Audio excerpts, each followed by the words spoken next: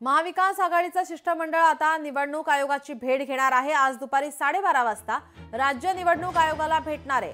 नवीन मतदार याद्या प्रसिद्ध झाल्यानंतर त्यामध्ये ही घोळ मतदार यादीतील घोळासंदर्भात मविया भेट घेणार असल्याची माहिती आदित्य ठाकरे, अनिल देसाई, अनिल परब ठाकरे गटाकडून तर सचिन सावंत, जितेंद्र आव्हाड हे देखील यावेळी या भेटी दरम्यान उपस्थित असतील।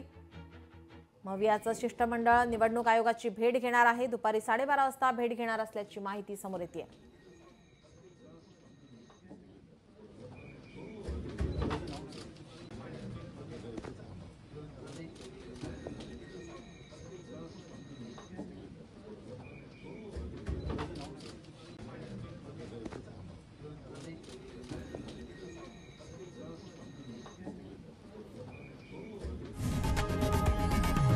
लोकशाही मराठी ऐका, पहा, जागरूक रहा।